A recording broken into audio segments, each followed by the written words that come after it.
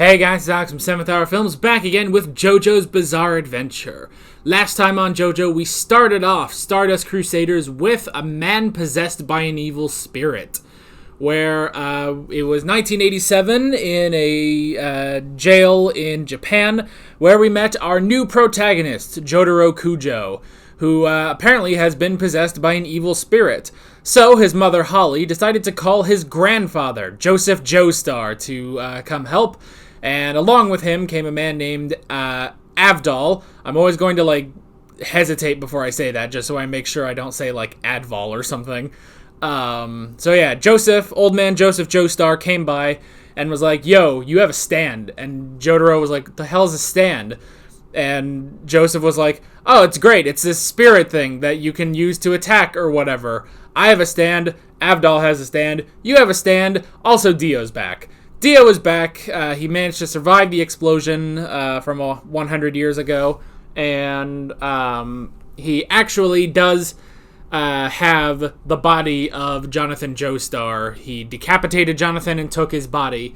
And he's back. And because he is back, the Joestars are getting stands like Joseph and Jotaro. Which is weird. It's definitely weird because why? Why do you need a stand to fight? Why do you need a stand to fight Dio? Can't you just use Hamon? Presuming that Joseph still has Hamon, I don't know. It was a whole lot. There was a whole lot in that episode. It was a great episode, really, really jam-packed, but also just pure insanity, which is honestly just JoJo at this point. So yeah, we should be moving on into episode 2.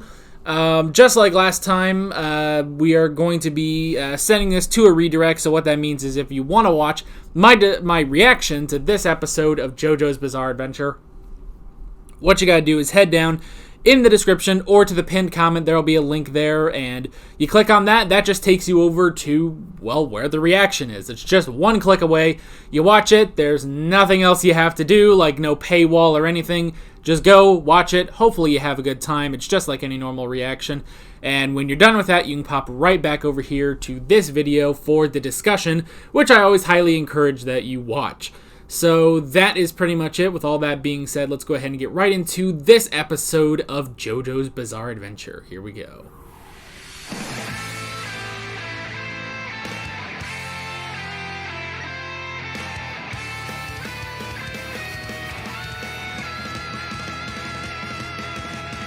Alrighty, that is episode 2. Oh, goody. The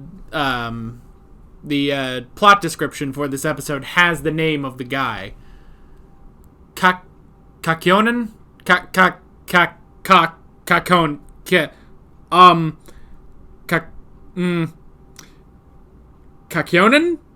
Kakyonen.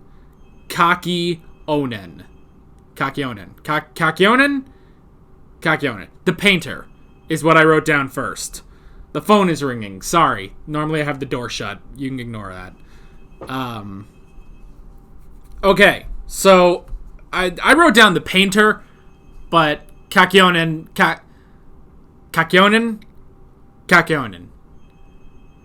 You know what? Eventually I'll get used to how it's pronounced. So for now I'm going to say Kakyonen, and y'all can yell at me in the comments that I'm pronouncing it wrong, and then I'll eventually get it right. That's basically how all of these work. So, Kakyonen, the painter. Interesting. This is an interesting episode. I gotta say, for how much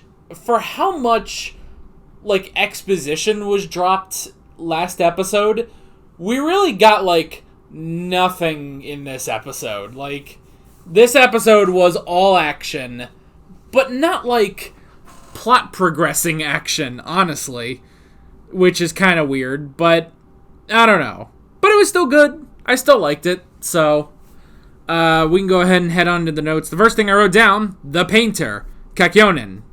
Kakyonen. Yes, so that was pretty cool. Well, first of all, I do have to say, man, I guess Joseph was 18 or 19, right?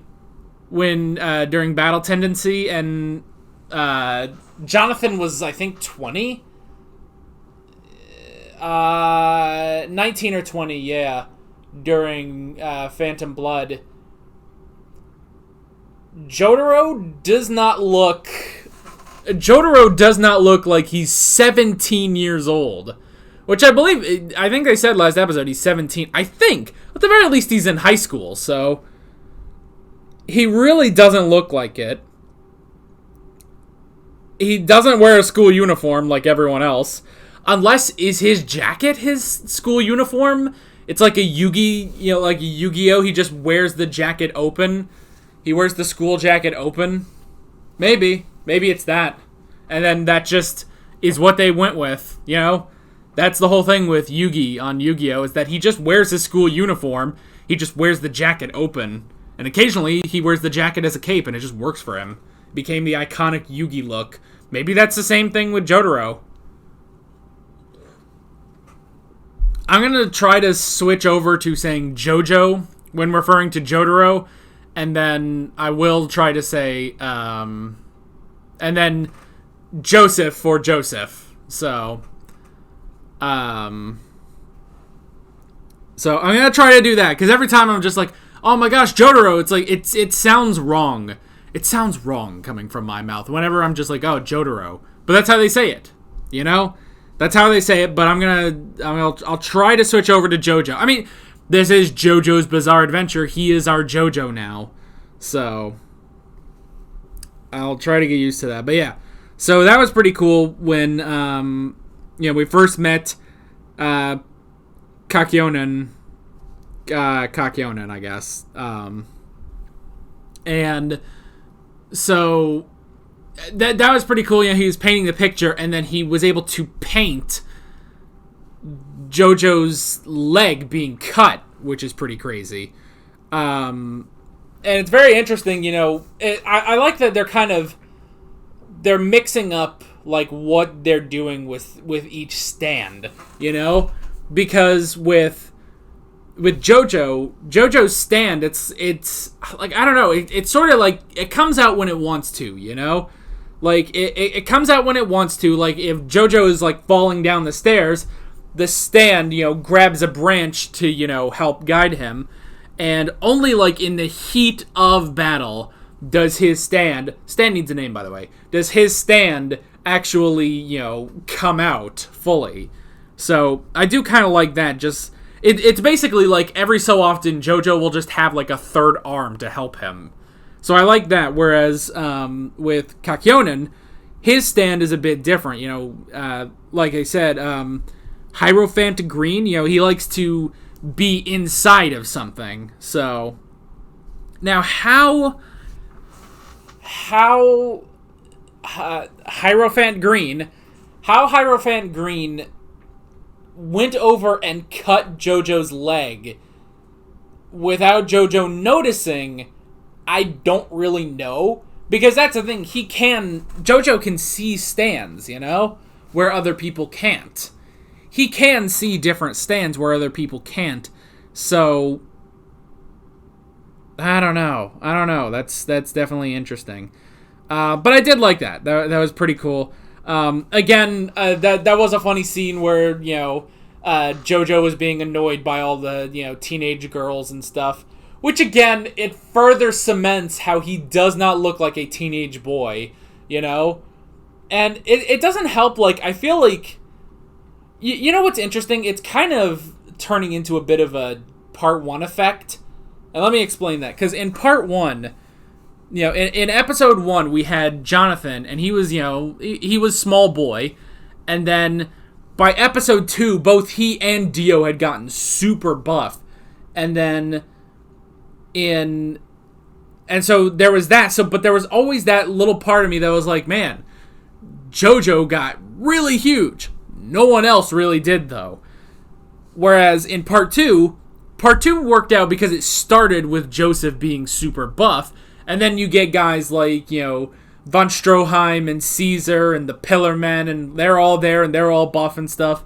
Even Lisa was tall, you know, so that all worked out.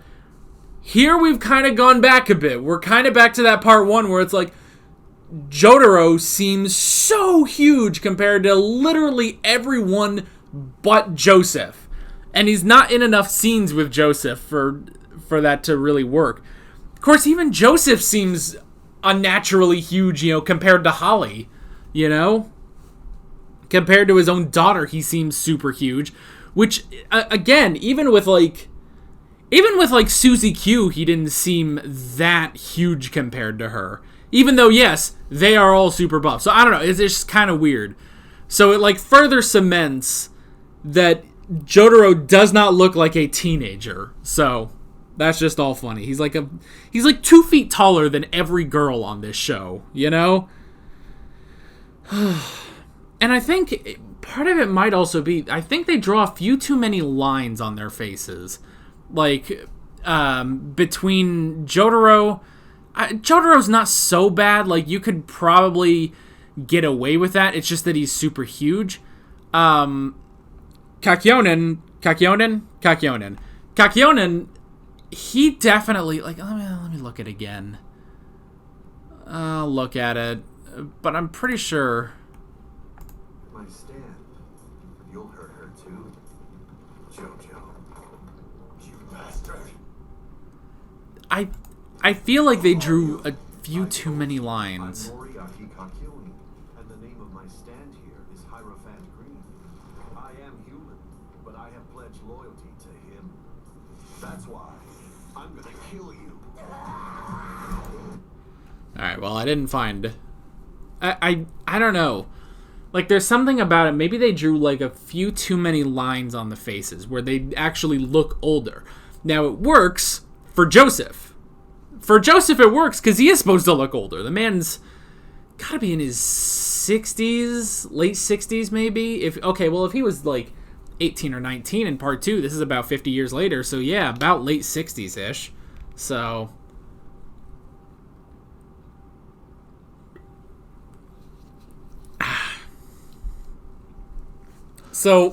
it works on him, but when you get someone like Jotaro or Kakyonen, it just seems like there's a few too many lines for them to be 17-year-old boys, it's ridiculous. So anyway, we did get a bit more of Dio in this episode, so which that was really cool, seeing all the Joestars. Let me look. Fucking Netflix, stop. Oy.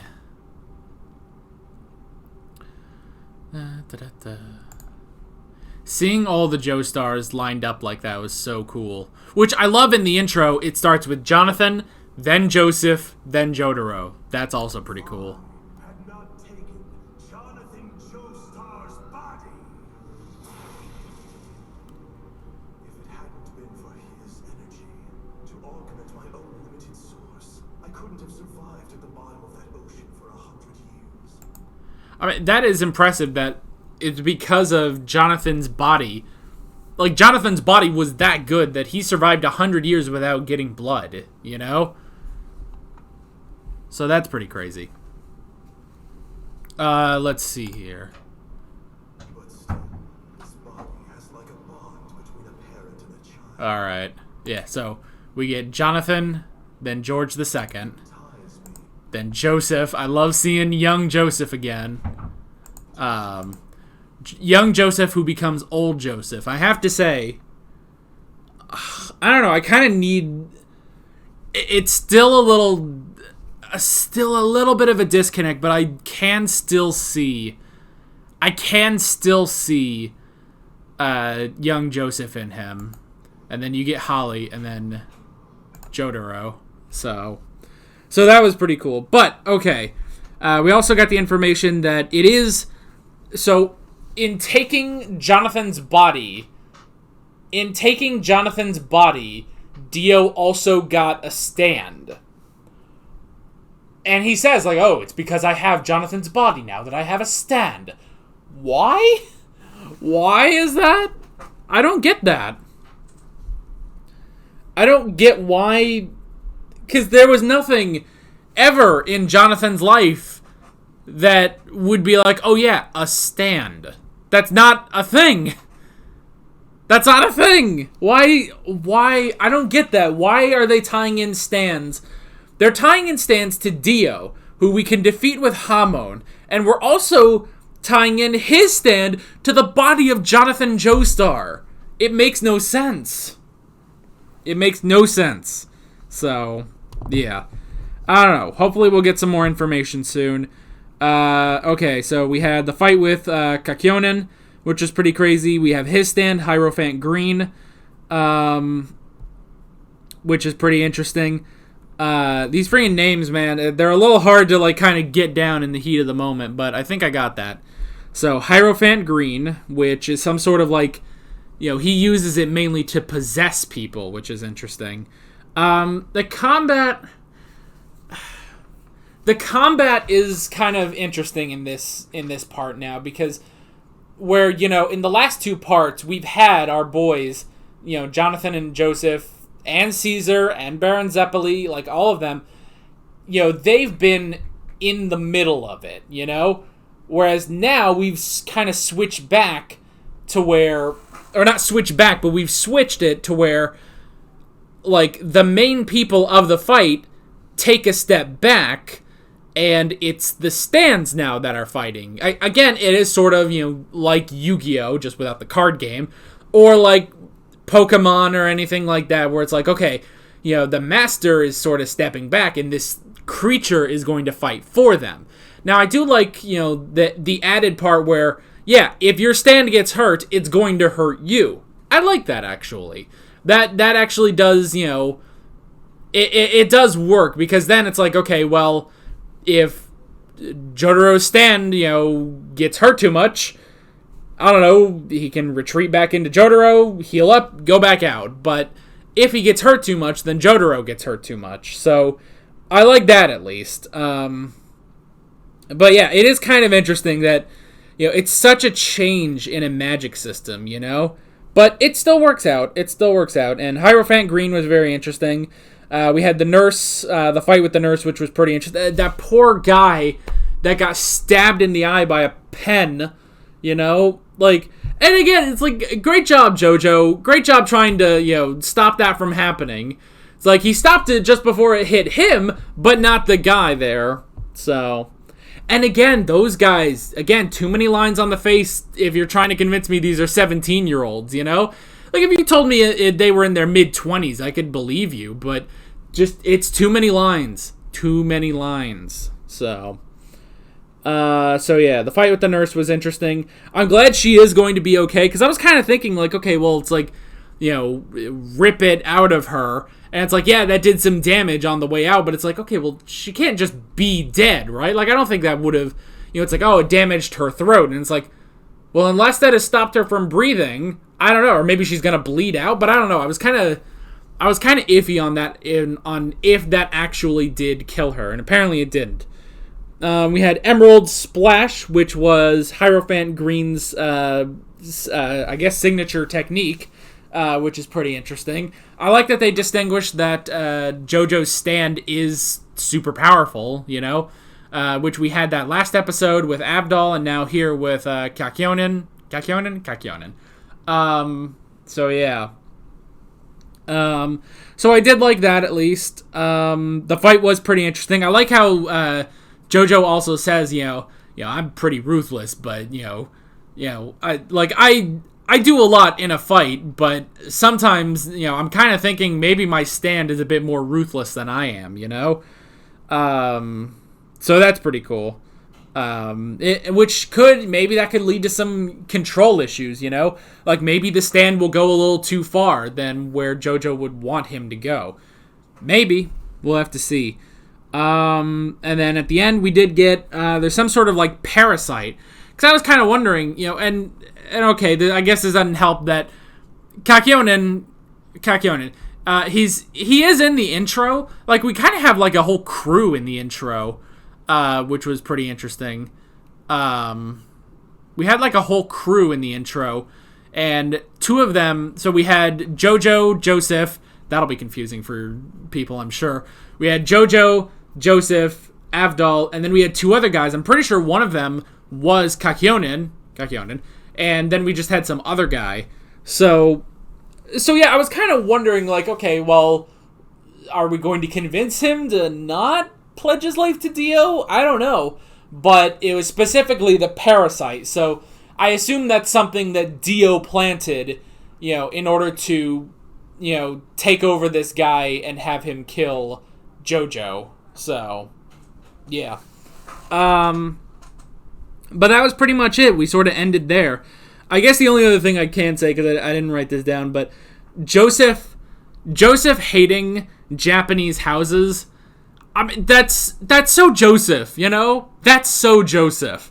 I do like, at the very least, even though, it's kind of hard to, like, look at him and see young Joseph in him, because the face is different, the hair is different, and, he has a beard and everything. So it's a little hard to see the same character in there, and he doesn't have the same voice either.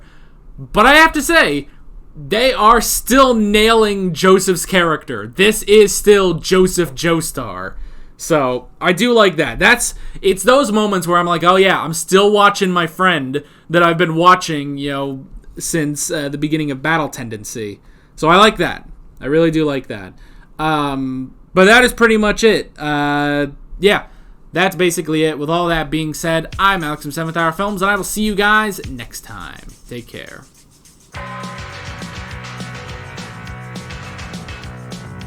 Alright guys, thanks for watching this video. If you want to watch more of my JoJo's Bizarre Adventure reactions, you can click on the playlist, you can subscribe if you haven't done that already, and be sure you hit that notification bell.